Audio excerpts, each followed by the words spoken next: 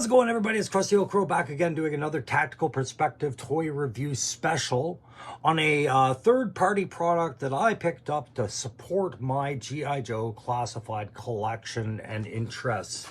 And I am going to be talking today about the Fans Hobby Air Eagle version Victor Echo 01A, the Tiger Force variant, which I picked up through my good friend Down South 77 at the Joe Fest convention in Augusta, Georgia there. He picked me one up and he asked me, which do you want? Do you want the Tiger Force or do you want the green? They have both. And I thought hard on it, and I decided I wanted to have the Tiger Force one, if only because if Hasbro does release a original G.I. Joe Airhawk for their line, it would most likely come out in the green first. I'm showing you this box because I don't intend to make this a long video, longer than it has to be, I should say. So I'm just showing you what is all shown on the box, and of course it's really just a feature showcase about the canopy. The fact that there is a little pulley attachment that you can attach and zip line this between trees, you can see it, they're imaging there. I'm not going to do that with this one. This is a very expensive, I wouldn't say expensive, but it's a pricier toy, and I wouldn't want to compromise it by breaking a string or overestimating how fast it's going to hit the tree at the end. It does have light features and missiles, and I'm going to show you guys all of that and how it looks, again, like I said, on the Tiger Force variant. All right, so don't intend to make a long video. I'm eager to get over there, have a look at this thing.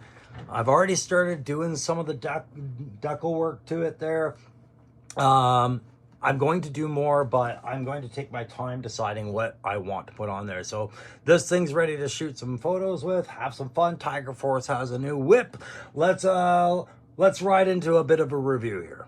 Okay, so now you can see I'm outside. I've been taking some photography, and I have picked up a couple of details that maybe aren't the best. One, I'm having a hard point of balance with the figurines on there, while the posts do help. Because this thing has no center of balance, you know, I'm trying to balance it on stuff, and it's hard because the figures keep slanting off. There's no real rail system beside this one on the canopy for anybody to hold on to, so I have them holding onto the lip of the canopy wherever they can. But realistically, I don't really want figures hanging off this thing. It's not a troop transport. At best, it's to get them out of there, which, you know, that's what I was taking pictures of. Guys extracting, not being inserted. Things like that. It's definitely not going to be a combat vehicle once guys are on it, I'll tell you that. But yeah, that point of balance is a bit of a difficulty unless you have the perfect flying base for it, which I don't know. And I will say the blast effects that I have looked at in my collection don't really jive well with the missiles that are provided. Again, this is not a Hasbro product, so I didn't expect them to. But the blast ports for the nose cannon should not be a big deal at all to put some ports in. Let me see what I've got on hand here. We'll stick this little blasty blast in the tip. Oh, is that too tight for it? Or am I just at a bad angle? So you can get them in, but you're going to have some that are snugger than others, I think. It is kind of a narrow pin system on that cannon, but that's the only thing I've seen effectively. Possibly these two as well, as I take that tail off. It's too narrow of a pin for the side cannons, so there's a lot of varying length. I'm not sweating that tail fin. It is a clip-and-play system, so there you go. So be prepared to get frustrated if you think all your blast effects are going to work well with this. Some you might find don't. There's that piston articulation, and like I said, the Gatling cannon on the bottom. Overall, guys, this whole thing has been a lot of fun to play with and get outside, but I'm getting eaten by mosquitoes today, so I'm going to switch this back inside and give my final thoughts or whatever comes next with this. The inspection, I suppose. Well, holding it up to my head is fair enough size comparison for this Air Eagle model, and I'm going to quickly just, you know, dump in some information as I examine it and turn it around here. It was $120 US at Joe Fest for this this model, and I feel like that's money well spent, especially if you were, you know, not having to deal with shipping and handling. I did have a nightmare with shipping and handling. I talked to my buddy about it. It is just as it is right now. The way that the duty taxes are calculated when things are coming into Canada from the US are extreme. And we had a good laugh about it a couple of us as I told them, you know, just what this actually did cost. But I bought that kind of knowing it was going to go down, you know, $120 plus some shipping. It is what it is. I still feel this was a worthy purchase. As we go to the front, some of the features that they show in the pamphlet, which is the instructions for putting it together, and I know I'm superimposing photos over this as we go, they never show in the piece count that there's actually an extra set of barrels to take this more to the old traditional Skyhawk armament on its nose. You do see it often with the other attachment, the Gatling, and they do attach to this universal mount, swivel mount piece here, that, you know, you can interchange them. And I thought that was a brilliant little add, but I noticed it wasn't really shown in the diagram of the instructions that the barrels were there. At first, I was a little confused at what they were there for, and then it took me a second. I was like, oh, that's what these are. I know what they are. All right, assembly, very simple, very easy to follow instructions, makes assembly very easy. The hardest thing you're gonna have is the balancing act of trying to get the wing mounts seated into their hinges and then properly mounted onto the bracket that holds them onto the frame. That's a little bit of a balancing act and a bit of a dance, but it's not insurmountable. Took me maybe 2 attempts and then I got it, no problems. You will also need a set of batteries, which I'm going to throw the image up there. AC013 is what they call them on there. In Canada, they go by a different H code. I've got the pictures up there, and they just insert here stacked all in one way. Oh, maybe I won't take the battery compartment out. Yeah, I will. Stacked just as so here in the battery compartment, and then that's a simple slip tab and squeeze and push. There you go. And the activation for that is right above where the batteries go on this little switchy-roo right there, and then you get some good illumination. Having a look at that paint job, it is of course Tiger Force. It is clearly meant to be a Tiger Force kind of feel to it, and that made this very compelling to me, as my Tiger Force collection really only consisted of bikes and ATVs at this point. This lends a new dynamic to the characters in my Tiger Force collection. If I open up the canopy and show you guys inside, some very good high detailing going on with the dashboard components. Let's illuminate that so you guys can see that a little bit better. That really impressed me when I saw it on the videos that I've seen so far on this. That made it go, yep, that's not just searchlights and, you know, grabbing me with blinky lights, which was good too. That's showing me HasLab expectations in a model far below a HasLab price, which I felt was very important for somebody to express that soon. So we have the interior. It's a very simple lay down the character kind of interior. They're in an inverted kind of massage chair pose. We have play in the pedals down here. They're a little loose, but we're fine for you Black Hawk Down fans.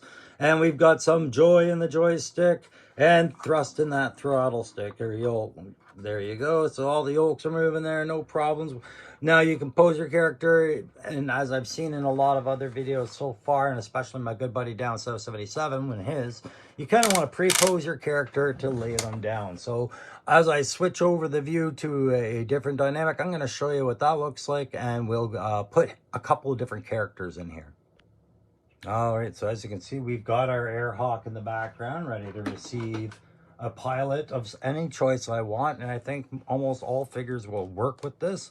I'm going to start off with one of my favorite Tiger Force figures in the line, and it's the Outback. I'm showing you that he's in that small crunch pose because he's got to be looking forward at that screen, and his legs are slightly curved, and I'm going to just bend his ankles right up because I'm going to press these right down against those pedals, and then maybe I'll press this one down, and this one I'll just give it a slight angle on that pedal. But I'm also going to get the arms ready to accept, you know, a little bit of manipulation to get the throttle controls there. I'm going to have this one over and this one there, and that should be all I need to do to fit him in. So I'm going to bring it over to you and show you what we're doing.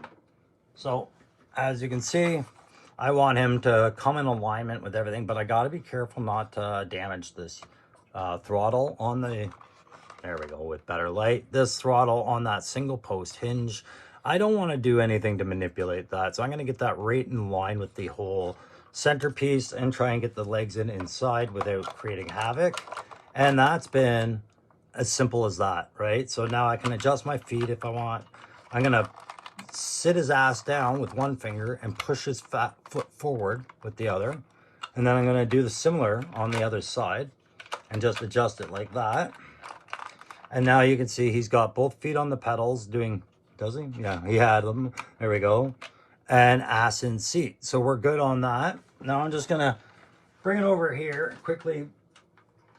I'm raising the one hand, and now I've got the one lever centered to his right hand to slap that on there, and then bring his other hand and the yoke over. Oops, leave his feet there. I can bring the yoke over to him, or I can bring him to the steering yoke stick, whatever you call it. I'll just bring it to him. And now we have out back in full flight control and ready to do some cool. But will it close? Yes, it will. No problem. I love that ratchety sound on a toy. That means everything's working as it should be. It's different than when you hear it in your own car. That's the perfect sound for me to know that these play features are functioning well.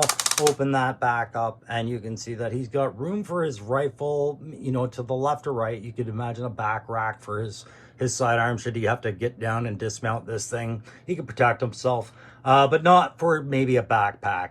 There's nowhere really to stow that backpack for the figures you're going to get. You're just going to have acceptable losses. However, you know, I know Gridiron produces clip systems and other things, and perhaps maybe you can find some sort of functional way to attach them here through another third-party provider. This is the largest third-party provider toy I have purchased to date. It's usually stuck to 3D printed parts from friends like Loki Wartooth and others, and also new weapons from you know, that are printed from Top Fun Retro 3D, my buddy John, and also Turk Murphy, who sent me a bunch of weapons that I've got have to have a look at this week. I have not ever ordered the Vanguard, and the HasLabs have been slow to come, but third party, and the Vanguard is third party. I haven't done the vehicle yet. This thing is good weight, good size, and amazing construction. Show you where the articulation points, you guys have probably seen them in other reviews. These are independent, although they probably should be paired for their function. But they are independent, and that's fine. And it's good that they are, because the entire purpose, I think, of them being independent, so it's easy, quick to set disassembly. So you can convert this into the original Sky Striker design by swapping out where the engine thrusts are and where the posts are, and perhaps getting rid of these missile-carrying wings. As cool as they are, it's definitely got that Osprey kind of feel to it with the VTOL and the wings the way they are. So you do have options with this, and somewhere online is the instructions on how to do that. I think that is on the Fan Hobby site, or sorry, the Fans Hobby website on how to do that conversion. The skids have two little posts on either side, just up forward here, where you can sit figures. I'm going to test those out. They don't look like the best posts for that. And then we have other posts on the skid itself, three, that have a narrower slot. Not quite sure what the purpose of those were, if they're not meant to be posts for foot pegs. But that's how I'm going to practice them out. Armament wise, you got your two forward 50 cal machine guns there, and then you've got this big old dual auto cannon, whatever, that the original design I think had back in the day. And we of course can swap that out for the chain gun Gatling, you know, 3-barrel gun, which is also very cool in its own right, and affix blast effects to these accordingly. I'm gonna have a search to see which blast effects work with this, but I have a feeling they're gonna come off the Dragonfly. Other weapons include, you know, I think these are bunker buster missiles there, and then a couple of anti-air rockets or anti-tank rockets on the bottom. I don't picture this as an aerial combat vehicle. I picture this as a ground strike vehicle.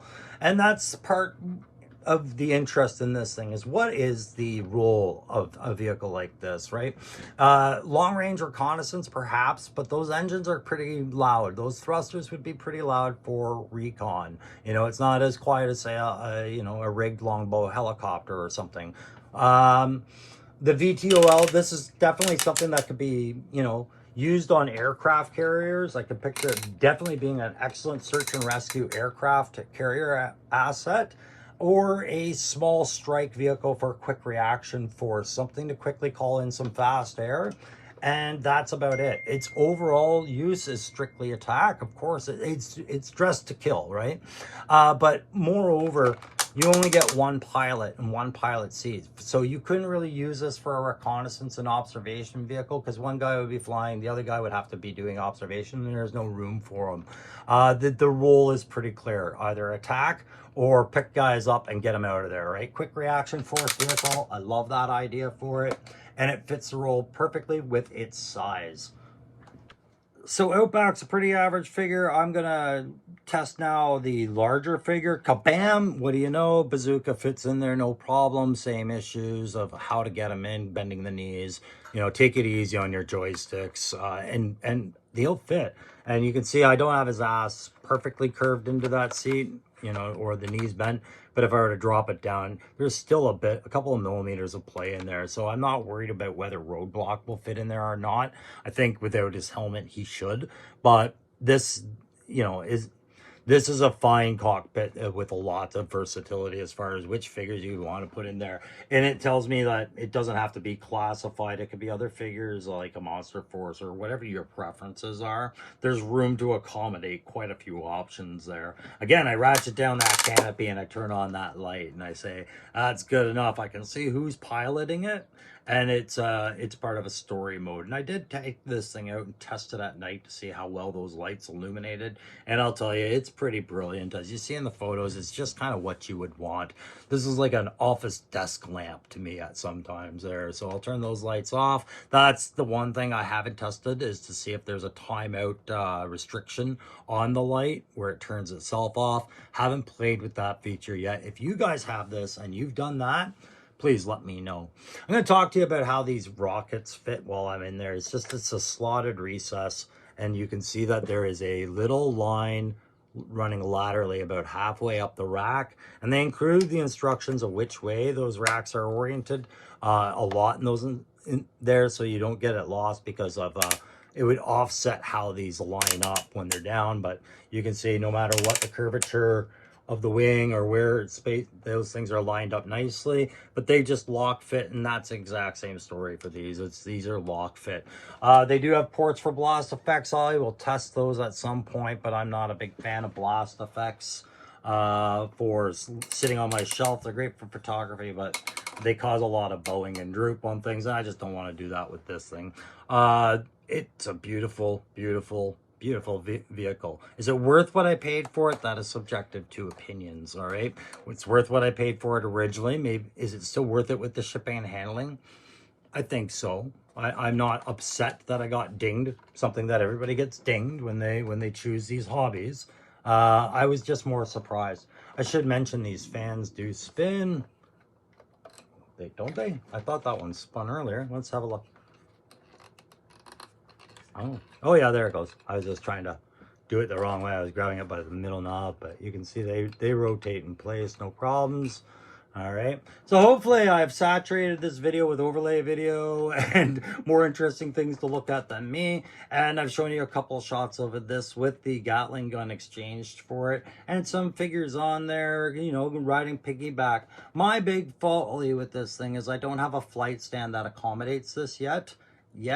But I'm looking and rigging things up in my head to try and figure that out. But a lot of it centers on using the simplest things I can find and just camera angles, because if they wanted a flight stand for this, it would have to be able to take a fair amount of weight right off the top, because this thing is so weirdly balanced compared to its curve, right? You can't just, I'm trying to find the center of balance, and it seems to be right in this crux right here with a lot of weight on the tip for some reason, so it's just very hard to balance. I can picture a flight stand being a nightmare. But the ones that they used at Joe Fest were interesting. 4-point flight stands, so you can take the weight on a couple of different angles. That's the way to go. I'd love to find those. If anybody knows where those flight stands from Joe Fest came from, hit me up in the comments or send me a message. My link is in the email. All right, guys, that's going to do it for this review of the VE-01 Air Eagle as I've shown it here.